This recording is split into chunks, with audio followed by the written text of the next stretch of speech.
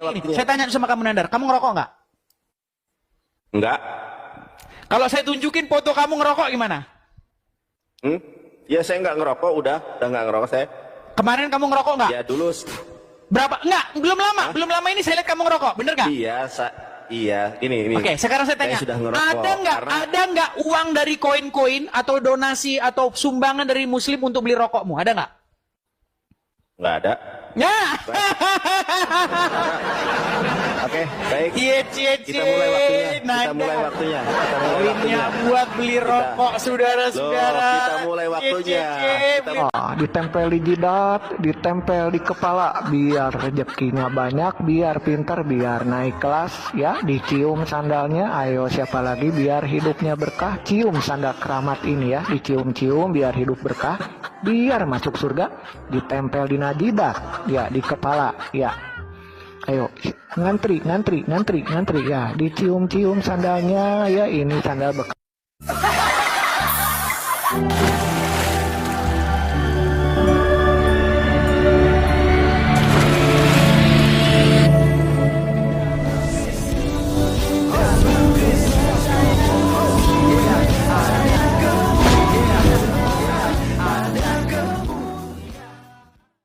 Salam Elechem Bisem Yeshua HaMashiach. Salam damai sejahtera di dalam nama Tuhan Yesus Kristus untuk kita semua. Teman-teman sekalian, pada kesempatan kali ini kita akan menyaksikan satu diskusi antara Edis TV dengan si Sunandar sebenarnya. Dia kasih nama evangelis Nandar segala macam. Ya.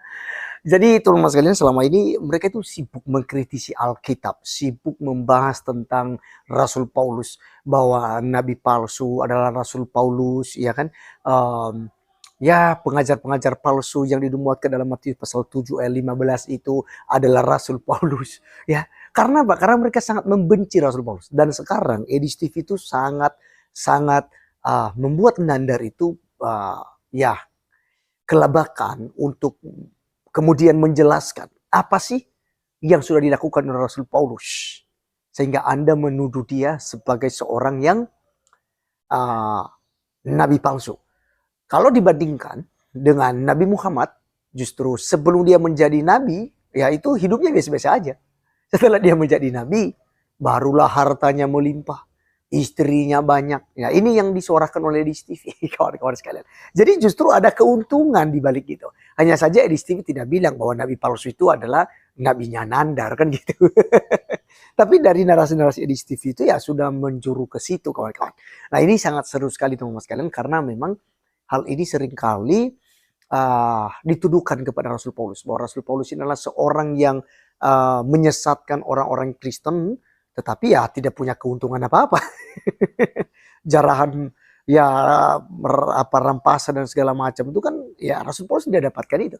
Justru Rasul Paulus menderita ya untuk memberitakan Injil Kristus. Itu yang terjadi. Realita terjadi. Ya. Nah teman-teman sekalian, mari kita langsung saja untuk menyaksikan perdebatan mereka.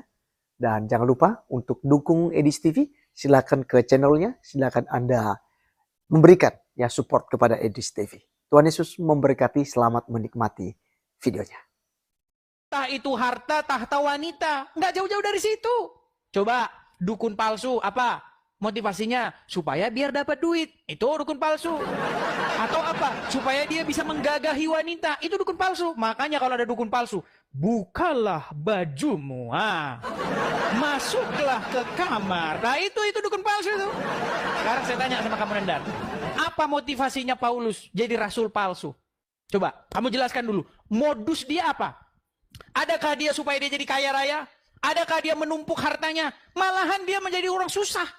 Ketika dia jadi rasul, ketika dia jadi pengikut Yesus, malah beberapa kali dia dipenjara, berapa kali dia dianiaya orang. Adakah dia ngumpulin ngoleksi istri banyak? Kagak. Adakah dia ngoleksi banyak harta-harta untuk kekayaan dia? Sehingga ada sekian miliar harta rampasan perang, jarahan perang? Gampang, nggak usah ini. Kita bicara logis-logis saja lah, ya. Nggak usah ini jauh-jauh kamu kitab suci, kamu ngarang begini itu segala macam. Gini, Nanda, dengarkan. Waktu Muhammad belum jadi nabi, istri dia satu. Ketika dia jadi nabi, istrinya banyak. Tuh. Waktu Muhammad belum jadi nabi, dia nggak pernah ngambil harta jarahan perang. Ketika dia jadi nabi, harta rampasan perang 5%, 1/5 untuk dia. 1/5. Apalagi? Ketika dia belum jadi nabi, nggak ada wanita-wanita yang menyerahkan diri kepadaku, nggak ada. Tapi ketika Muhammad jadi nabi, wanita-wanita yang menyerahkan dirinya kepada Muhammad jika Muhammad mau. Sudahlah Nandar, nanti kalau kita terusin nggak kuat, nanti umatmu nggak kuat. Ya, kalau saya bongkar nanti agamamu, umatmu makin nggak kuat. Oke Nandar ya. Jadi cobalah kamu sampaikan poin-poinnya. Pertanyaan saya, apa modus Paulus menjadi rasul palsu? Keuntungan apa yang dia dapat? Silakan, jelaskan. Ayo. Terima kasih. Baik. Silakan. Siap. Baik. Silakan. Terima Des. Motif Rasul Paulus, kenapa dia menjadi Rasul yang tidak asli, Nabi yang tidak asli adalah untuk memperkaya diri sendiri. Satu.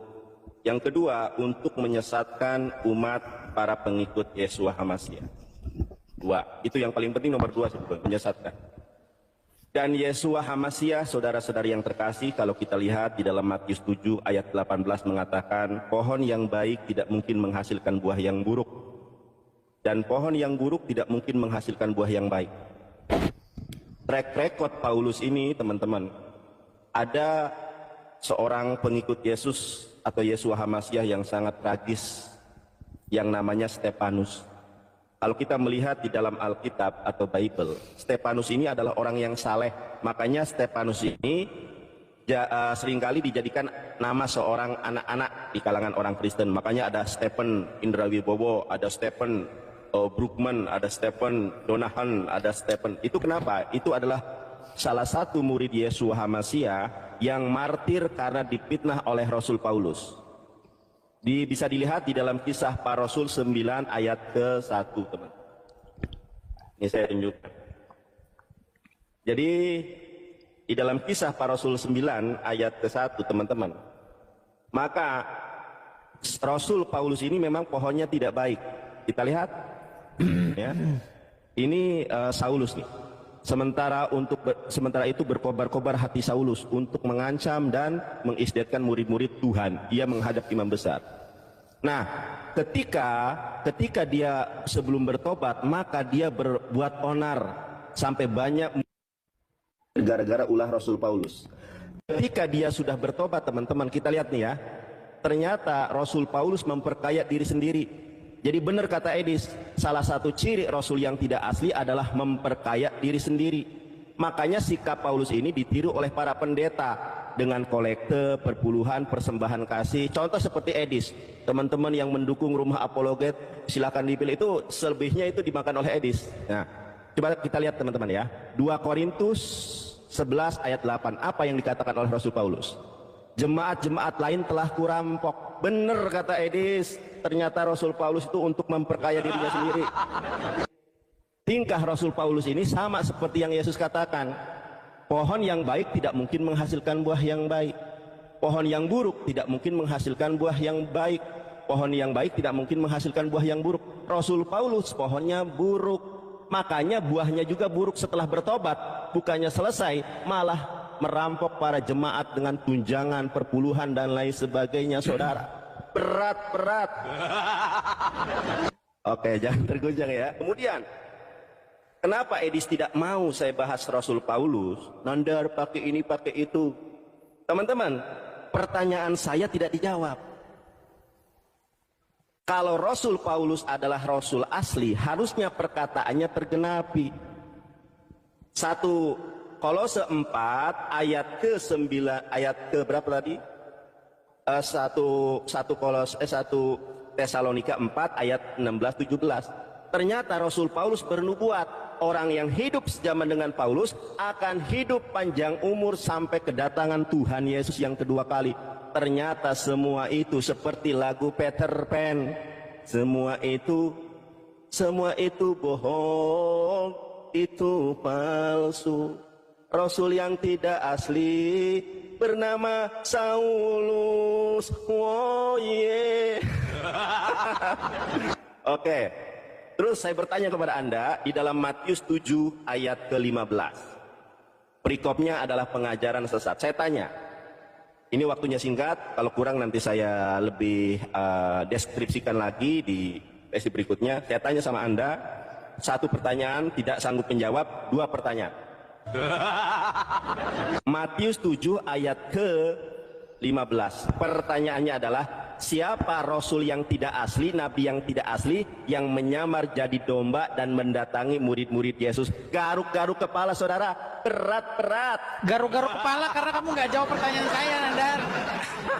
Ditanya modusnya Paulus jadi rasul palsu, kamu jelasin. Baik, saya jawab ya, Nandar. Iya, modusnya merampok.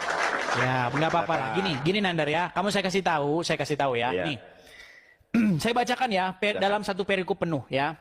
Itu ada di dalam 2 Korintus 11 pasal yang ke-8. Saya bacakan dulu dari pasal yang ke-7 ya nih. Pada waktu saya memberi, ini bahasa Indonesia sehari-hari, terjemahan BIS ya, bahasa Indonesia sehari-hari. Pada waktu saya memberitakan kabar baik dari Allah kepada kamu, saya tidak meminta kalian membiayai saya sedikit pun. Ini Paulus berbicara kepada sebuah jemaat. Oke? Saya bacakan, saya lanjutkan.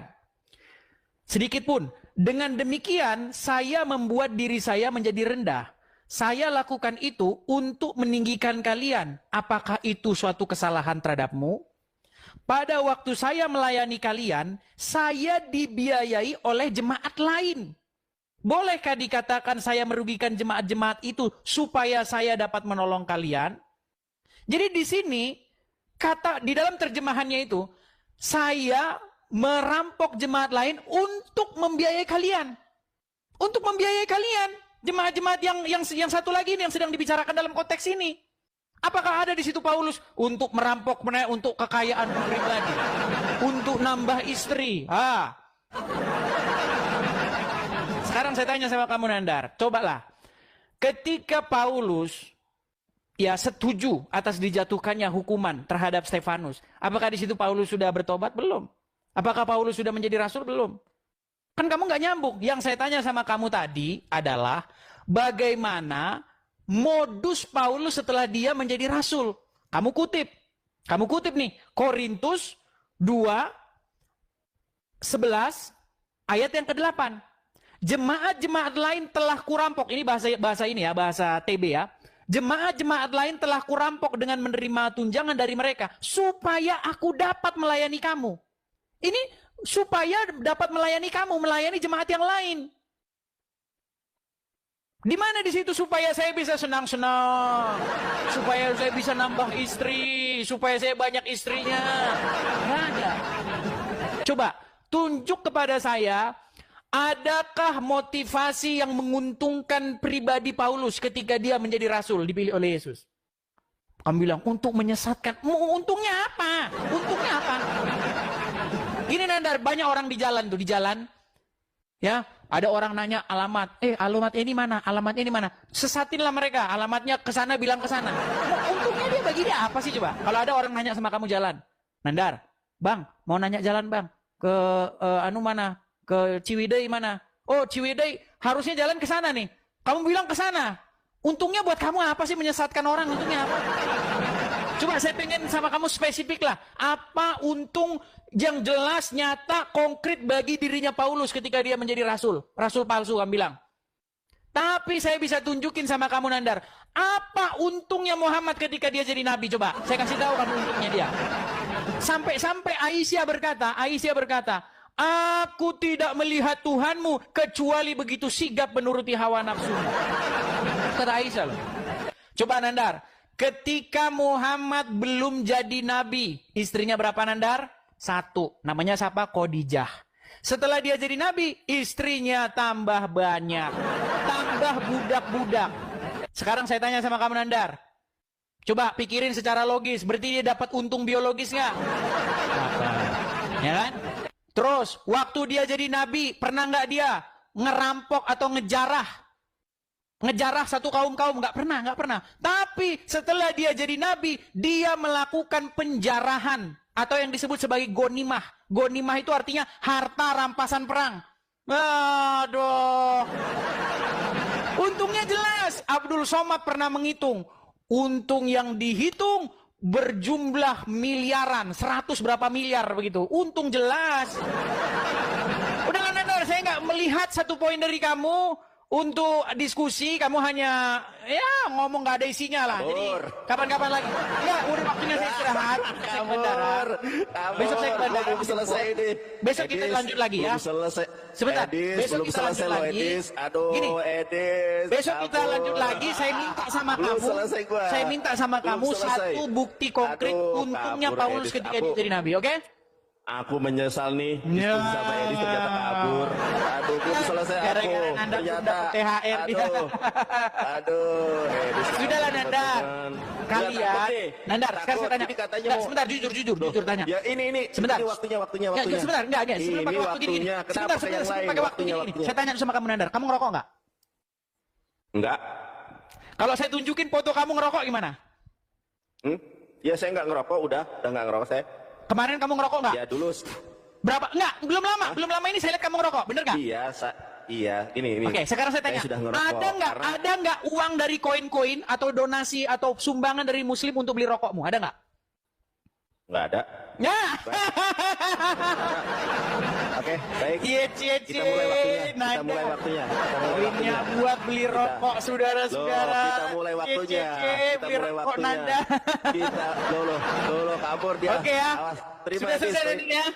Ayo. Selesai. Aku belum selesai kok. Aduh, Koinmu untuk kabur. beli rokok sama kamu. Berat, saudara-saudara, berat. Giliran aku ngomong. Oke ya. Kabur. Oke Nandar, sampai langsung Rasul ketemu Paulus lagi. adalah Rasul tidak asli, kabur. Kabur apanya? Kabur dari mana? Kabur.